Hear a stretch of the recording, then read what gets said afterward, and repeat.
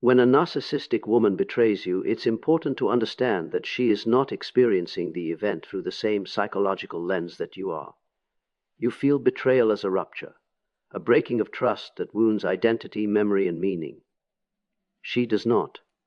In her inner world, betrayal is not a moral violation, it is a maneuver. This distinction is subtle, but it explains almost everything that follows. From a depth psychology perspective, narcissism is not simply arrogance. It is a defensive structure built to protect a fragile self from shame. Because of this, loyalty is never fully internalized as a value. It is externalized as an expectation. Others are meant to be loyal to her because their role is to stabilize her sense of worth. When she violates that bond, she does not feel she has taken something from you. She feels she has exercised a right. This is why her behavior often appears cold, calculated, or disturbingly calm.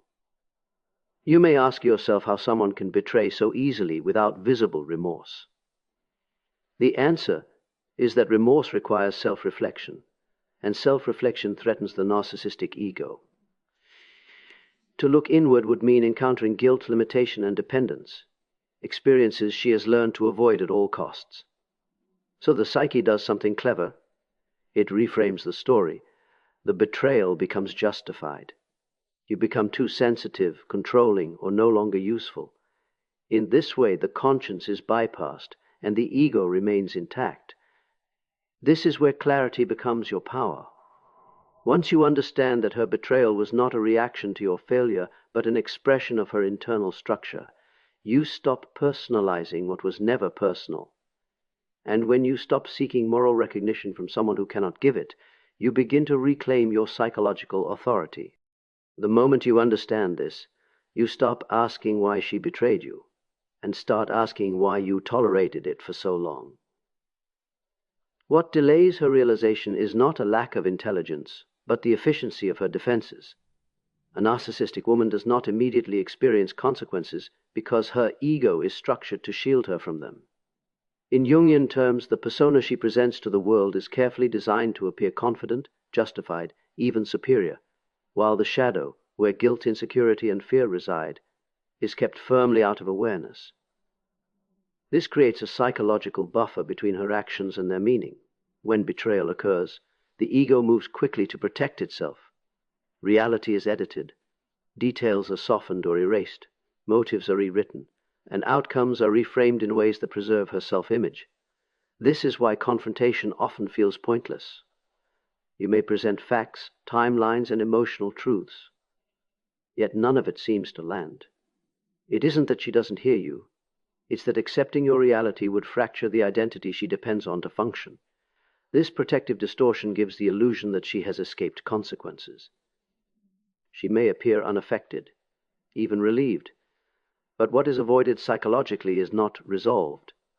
It is merely postponed. Jung observed that whatever is not made conscious returns later as fate. The disowned guilt, the suppressed shame, the unexamined loss do not disappear. They accumulate beneath the surface, shaping her relationships, her anxieties, and her growing sense of emptiness. Meanwhile, you are often left questioning your own perception. Her certainty can make you doubt your experience, as if the absence of visible consequence means nothing truly happened. This is where many people become stuck, waiting for validation that will never come. The mistake is believing that her delayed awareness invalidates the damage done. The truth is simpler and more sobering. Consequences are not always immediate, but they are inevitable. When a person refuses to confront their inner reality, life confronts them on its own terms, through repetition, loss, and isolation. Your task is not to wait for her awakening. It is to remove yourself from a system that requires your silence to sustain her illusion. Silence is often misunderstood as passivity, but psychologically it is anything but. When you stop engaging, something profound happens beneath the surface. For a narcissistic woman, attention is not merely pleasant, it is regulating. It stabilizes her sense of self. Words, arguments, emotional reactions, even anger, function as proof that she still occupies a central place in your inner world. Silence removes that proof. From a depth psychology standpoint, the narcissistic structure depends on constant external affirmation to keep the ego inflated and the shadow suppressed. As long as you respond, she can maintain the illusion of relevance and control. But when you withdraw your voice, the psyche is forced inward. What she encounters there is not clarity, but noise, unprocessed emotion, insecurity, and the anxiety of insignificance. This is why silence feels intolerable to her. You may notice attempts to provoke a response, sudden messages, accusations, nostalgia, even cruelty disguised as concern. These are not signs of reflection. They are attempts to restore equilibrium. Silence disrupts the familiar rhythm, and the system resists disruption. But over time, without reinforcement, the illusion weakens. The narratives she constructed to justify her betrayal begin to lose coherence because there is no audience left to validate them. This is the moment when consequences begin to register, not as moral insight, but as existential discomfort. Silence does what arguments cannot. It does not accuse, it reveals, it exposes the dependence that was previously hidden behind confidence and charm. For you, silence serves another purpose. It creates space for your own psyche to recalibrate. Without the constant pull of reaction, you regain access to your intuition, your judgment, and your sense of self. Jung believed that individuation begins when we stop outsourcing our meaning to others. Silence is not avoidance, it is alignment. And when you choose it, you are no longer trying to be understood. You are choosing to understand yourself. What ultimately confronts her is not the memory of what she did, but the reality of who you become without her. A narcissistic woman rarely experiences regret in the moment of loss. At first, your absence is interpreted as temporary, even inconsequential. She assumes that time will erode your resolve, that you will return in some form, still oriented around her. This assumption is not arrogance alone, it is habit. She has learned to measure her value through the predictability of others. But something shifts when you do not collapse, chase, or seek replacement through her approval. When you begin to rebuild your life, quietly, consistently, her internal narrative starts to fracture. Jung wrote that the ego depends on continuity. When reality contradicts expectation, anxiety follows. Your growth becomes that contradiction. It challenges the unconscious belief that she was the source of your strength, identity, or direction. This is where the delayed realization begins, not as remorse, but as disorientation. She noticed that your emotional center no longer orbits her.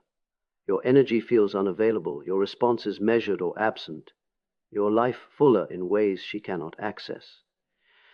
This triggers an uncomfortable truth. The power she assumed was intrinsic was in effort. CT borrowed. It existed only as long as you participated. Importantly, your rebuilding is not performative. It does not require display or explanation. It unfolds through discipline, self-respect, and alignment with your values. This quiet transformation is far more destabilizing than visible anger or overt success, because it cannot be dismissed as reaction.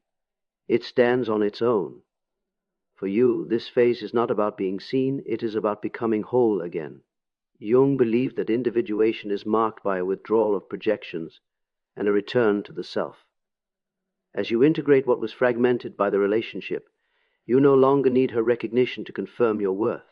And when someone realizes they were not the foundation of your life, but merely a chapter, the illusion finally breaks.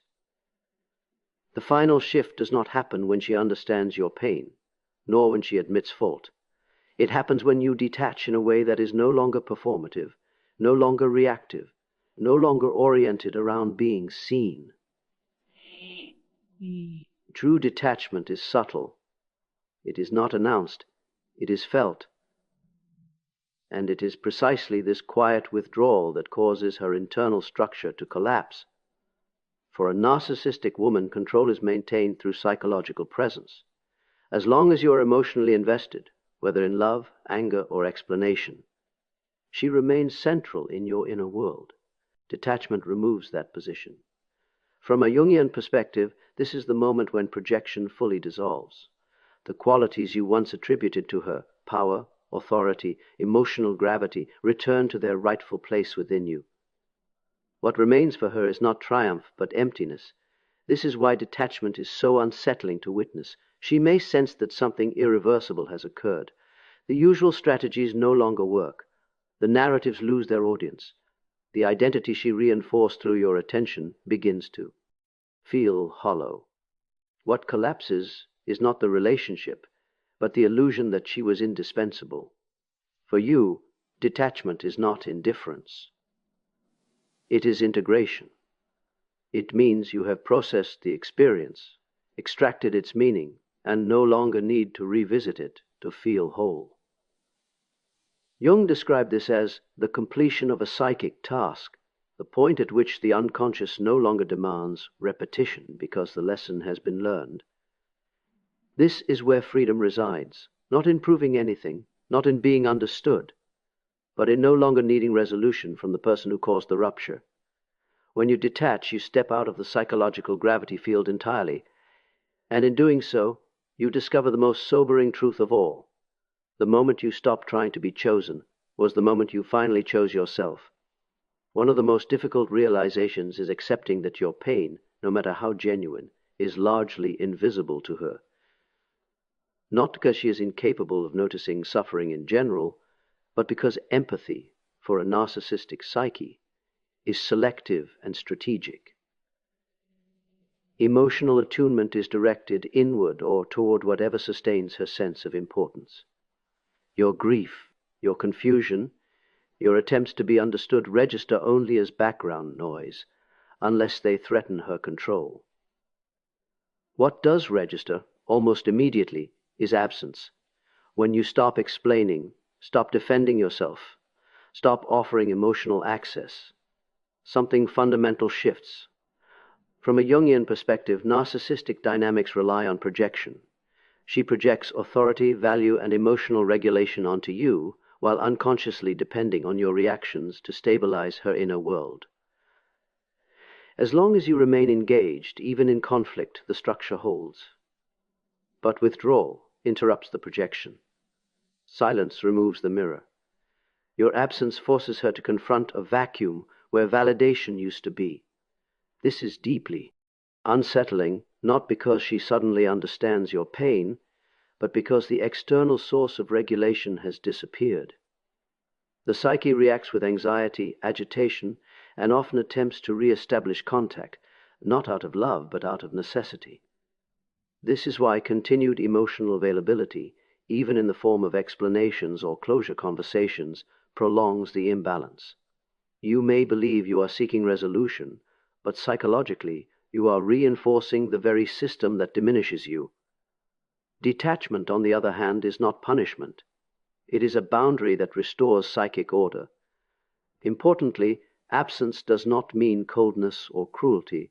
It means refusing to participate in a dynamic that requires you to abandon yourself to keep another person comfortable.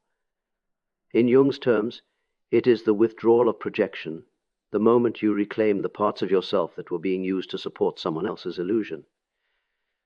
When you step back, her confusion grows, but your clarity returns. And that shift, quiet and unannounced, is the beginning of your power.